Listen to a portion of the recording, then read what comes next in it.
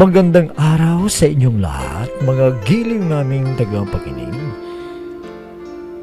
Muli po mga kaibigan, narito ang isa na namang liham kasaysayan na inyong kapupulutan ng aral sa buhay na aming itatampok sa linggong ito. Liham kasaysayan na ipinadala ng ating taga-sumaybay sa ating programa. At kayo mga kaibigan, narito ang unang yugto ng liham kasaysayan na ipinadala ni Rola dito sa ating dulang Love and Memories.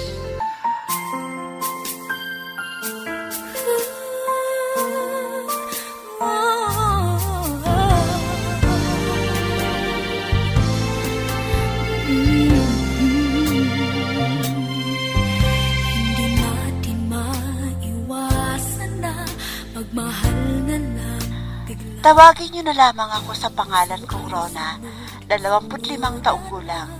Nais ko ring maisadula sa radyo ang karanasan ko sa pag-ibig. Sisimulan ko ang aking kwento nung nasa high school pa lamang. Ang inay, papasok na po ako sa klase ko ha. Yung baon ko po at bibili ako ng ulam. Ito Roda. Sana alam mo rin ang magtipid para hindi tayong ubusan ng gagastusin. Opo inay, yung mga importante lang naman ang pinaggagastusan ko ha. Siyempre, alam ko naman na mahirap kitain ng pera sa ngayon. Tama yan. Mabuti naman at naisip mo yan. Alam mo na, ang kabuhayan natin ay kinukuha natin sa naaani natin sa ating bukid. Oo nga po inay Kaya nag-aaral po ako mabuti para maging maganda ang kinabukasan ko at makapaghanap ako ng trabaho pag natapos ako sa aking pag-aaral. Yan sada ang tandaan mo, Roda. Wala kami ipapamana sa iyo, kundi ang makatapos ka sa iyong pag-aaral. Kahit babae ka, dahil hindi mo alam kung sino ang magiging kapalaran mo. Huwag kayong mag-alala, inay. Lahat ng pangarap ko ay matutupad. Makatapos ng kolehiyo, okay na sa akin para madali ako makapasok sa trabaho at makatulong din ako sa inyo. Ay mabuti naman kung ibubos mo ang iyong panahon sa pag-aaral. Huwag ka munang makipagligawan para hindi masira ang iyong pag-aaral. Sige na, pumasok ka na sa klase mo at itong baon mo sa pananghalian. Huwag mong kalimutan para hindi ka nabibili. Sige po, inay. Aalis na po ako.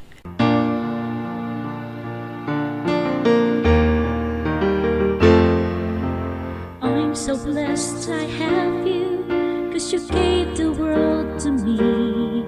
You're my inspiration, the perfect one in my life forever. You make my life complete. Oh, friend! Buti naman at dumating ka na. Nagawa mo ba yung assignment natin? Oo naman, ako pa. Alam mo naman na may gusto ako makuha para may pakinabang naman ang aking mga magulang sa mga ginagastos nila sa akin. Nako, bakit iisipin mo pa yan? Talagang tungkulin nila na papag-aralin tayo para hindi tayo kawawa. Teka, pakopya naman kasi wala akong aklat Buti sa'yo, kumpleto ka ng gamit. Ako, nakikihiram lang ako Ito na ang gusto mong kopyahin. Dalian mo para hindi tayo malate sa ating klase. Alam mo naman si ma'am, ayaw niyang nalilate tayo, di ba? At saka maigpit siya, Di niya pinapalampas na mag-check ng mga assignment natin. Alam mo, naiintindihan ko ang ginagawa ni ma'am. Gusto niya tayong maging responsable, hindi yung aasa lang sa iba. Kaya ikaw, ang dapat mong gawin, kung wala kang aklat, pumunta ka ng library. Dahil hindi naman lahat ng araw maaga ang pasok ko. Oo nga, friend Huwag mo na akong sermonan para madali kong makopya tong sinusulat ko. Sinabi mo kaya susunod bahala ka na. Hindi na kita pakukopyahin para mag-aral ka naman.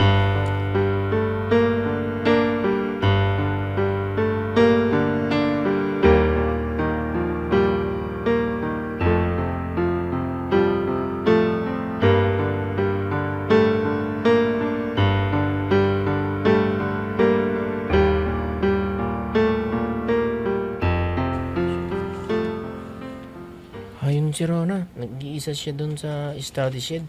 Lalapitan ko at susubukan ko siyang kausapin. Sana hindi naman siya masungit. Pupuntahan ko na. Ay Rona, pwede bang makaistorbo? Sandali. May sasabihin lang ako. Kung ano yung sabihin mo na kaagad kasi nagre-review pa ako para sa exam natin eh. Ano bang sasabihin mo? Gusto ko sanang maging malapit tayong magkaibigan. Pwede ba? Pwede naman kung kaibigan lang ang pakay mo at wala nang higit doon dahil ayokong maistorbo sa aking pag-aaral. Ha?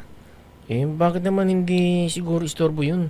Kung may magkagusto sa'yo at gawin kanyang inspirasyon sa pag-aaral. Eh, hindi pa pwede na makipagrelasyon ako sa isang lalaki dahil yan ang usapan namin ng aking mga magulang. Kung hindi, patitirilan nila ako sa aking pag-aaral. Ganun ba? Basta Rona, kung kailangan mo ng tulong ngayon, dito lang ako. Sana, hindi mo ako pagbawalan na makipag-usap sa'yo dito sa school. Dahil masaya ako pag nakakausap kita. Oo naman, walang problema dyan. Basta, wag mo akong kukulitin sa bagay na yan na hindi pa dapat.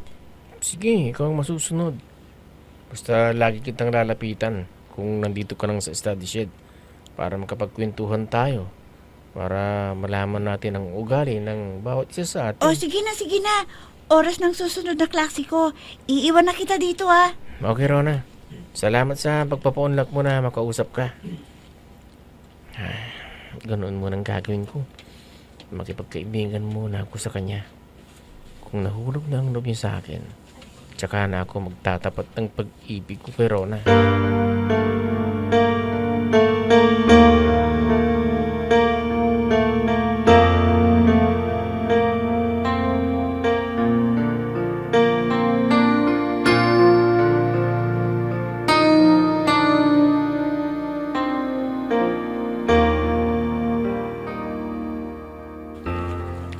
Swerte naman natin sa anihan na ito, Puring. Maganda ang bunga ng ating palay. Ay, sa bagay. Walang dumadabagyo dito sa atin, kaya walang nasirang pananim. Ay, talagang may awa ang Diyos sa atin. Kailangan natin na makaipon sa pag-aaral ni Rona sa kolehiyo dahil malapit na ang graduation niya sa high school. Sa bagay, may ibang tanim naman tayo, gaya na mga gulay. Pag maswerte tayo at makakabenta tayo, ay may karagdagan para rin sa ating pamumuhay. Sana naman ay tuloy-tuloy ang swerte natin para naman umasenso ang ating buhay. At sigurado na magiging masaya ang anak natin pag malaman niya na maswerte ang aanihin nating palay sa taong ito. Hayaan mo at ibabalita ko sa kanya para mas ganado siyang mag-aral at hindi siya mag-alalas sa kanya mga gastusin.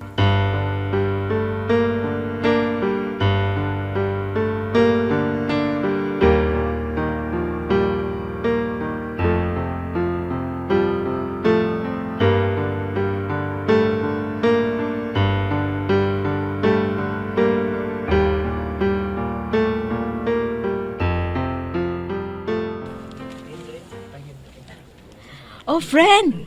Huwag ka sanang magagalit sa itatanong ko sa'yo, ha? Kasi nagtataka ako eh. Ha? Ano ba yun? Sabihin mo na sa akin. May kailangan ka ba? Hindi ka na naman gumawa ng assignment mo, ano? Hindi, friend. Nakikita ko kasi, lagi kang kinakausap ni Joel. Ano ba? Naliligaw ba siya sa'yo? Oo, pero hindi ko siya sinasagot dahil sinabi ko sa kanya na magkaibigan lang kami. Pero lagi pa rin siya nagpapahiwatig na magiging inspirasyon niya ako sa kanyang pag-aaral. Nako, buti naman kung gano'n. Kung naintindihan niya na hindi ka pa pwedeng ligawan dahil magagalit ang mga magulang mo. Oo naman. Kung kaya niyang maghintay, o di maghintay siya, baka sakali na kailangan ko rin ang inspirasyon. Mabuti sa'yo, friend. May naghihintay na. Samantalang ako, ito, bokya. Kailan kaya ako magkakaroon ng inspirasyon? Bakit? Bakit kaya walang nanliligaw sa akin? Basta, maghintay ka lang. Ang atupagin muna natin ngayon ay ang ating pag-aaral. Saka na tayo maghahanap ng ating inspirasyon.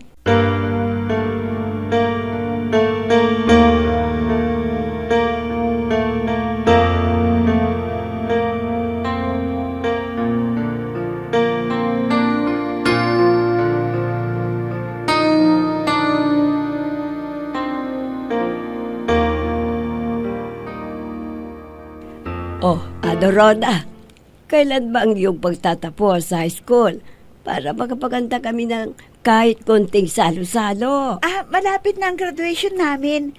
At humanda kayo ni Itay dahil may isasabit kayong medalya sa akin, inay. Ay, totoo, anak. Dako, matutuwa ako sa iyong nakamit, anak.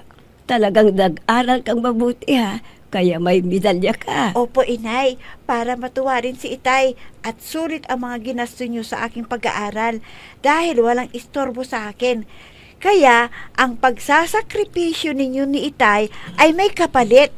May dimedalya ako na isasabit ninyo sa akin sa araw ng aming pagtatapos. Ay, dako, syempre, anak. Gusto namin ng itay mo. Nabigyan ka na magandang kinabukasan para pag nawala kami ng itay mo, ay di ka maging kawawa. Makakapasok ka sa trabaho. Alam po ninyo, inay, nagpapasalamat po ako sa inyo dahil kayo ang aking mga magulang. Dahil inisip ninyo ang aking kapakanan. Oo, Rhoda, anak. Nag-iisa ka naming anak. Wala naman kaming ipapamana sa iyo, kundi ang makapagtapos ka sa kolehiyo. Sana po, inay, bigyan pa kayo ng Diyos ng mahabang buhay para matagal ko pa kayo makasama dito sa ibabaw ng mundo.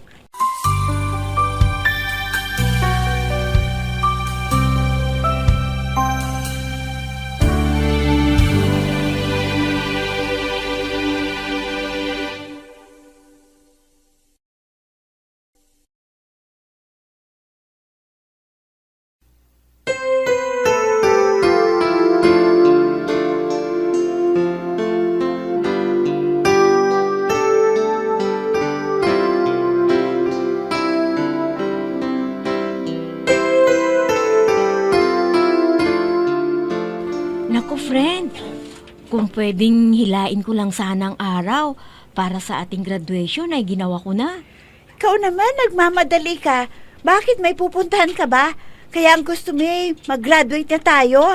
Gusto ko namang magpahinga ang aking katawan at utak para bumalik ang nabawas na lakas natin. Iyon naman pala Akala ko kung ano na yung iniisip mo. At teka, ano bang kurso ang kukunin mo pag magkoleho na tayo? Siguro, education na lang. Yun ang kaya ng utak ko eh. At sana, makapasa ako sa board exams. Oo, basta mag-aral kang mabuti at walang istorbo. At kaya mong ipasa yan. Kahit ako, iniisip ko ang pagkamaestra dahil yun ang pangarap ko noon pa. Sana magkasama tayo sa universidad na papasukan natin, no? Talagang pariho tayo ng kurso na kukunin. Naku, friend kita talaga. Walang iwanan sa magkakaibigan, ano? Siyempre naman, mahirap kayo mag-isa. Buti ikaw na maging kasama ko dahil kabisado ko na ang ugali mo. Kaysa maghanap pa ako ng iba na magluloko lang sa akin. O kaya hindi ko kasundo. Ayaw ko yun. Kaya ikaw na lang ang best friend ko forever.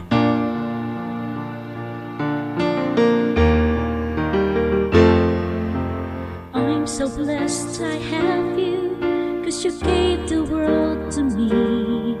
You're my inspiration, the perfect one in my life forever. You make my life complete. Poreng, wala pa si Rona. Gabi na. Baka wala na siyang masakyang pauwi. Ano bang sinabi sa'yo kanina umaga? Ang sabi niya ay may practice na sila sa kanilang graduation. Siguro, natagalan sila kaya ginabi. Sa bagay, kasama niya yung kaibigan niya. Baka naman doon na siya makitulog. Sana nga. Pero alam ko, hindi siya sanay makitulog sa ibang bahay. Siguro uuwi din siya. Wala naman tayong mautusan para sunduin siya. Nako, nag-aalala na ako sa ating anak. Paano na kaya siya uuwi? Mabuti sana kung may tutulong sa kanya. Baka naman may kilala siya na may sasakyan. Kaya kahit ginabi sila, ay pumayag na magabihan si Rhoda. Sana, baka uwi ng ligtas sa kapamakan ang ating anak.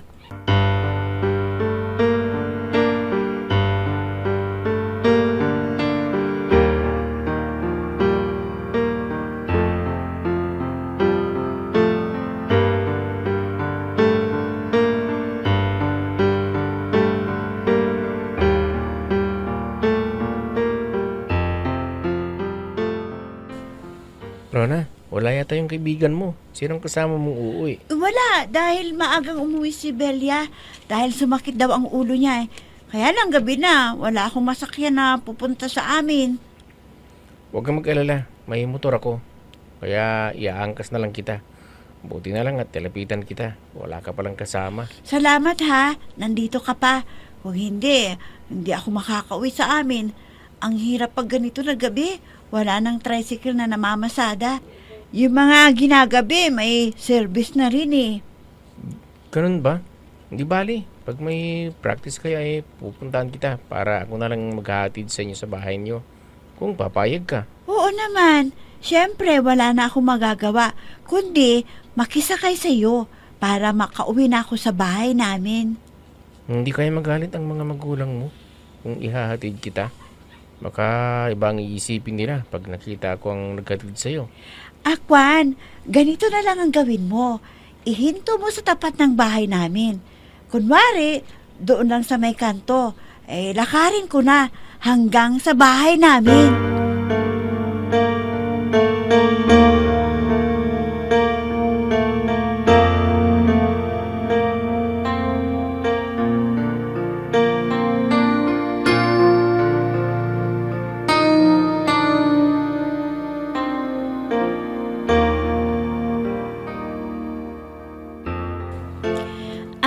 Joel, salamat sa paghatid mo sa akin ha. Utang na loob ko ang pagtulong mo ito.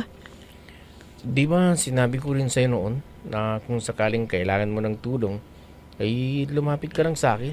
O sige na, umalis ka na. Baka lalabas ng mga magulang ko para hintayin nila ako na uuwi. Sige na. O, sige, ikaw ang bahala. Sige, ingat ka. Total, malapit ka rin na sa bahay ninyo. O sige, salamat. At naihatid ako ni Joel at ligtas na nakauwi dito. Sina inay at itay! Nakita nila na may naghatid sa akin! Anong gagawin ko? Ano?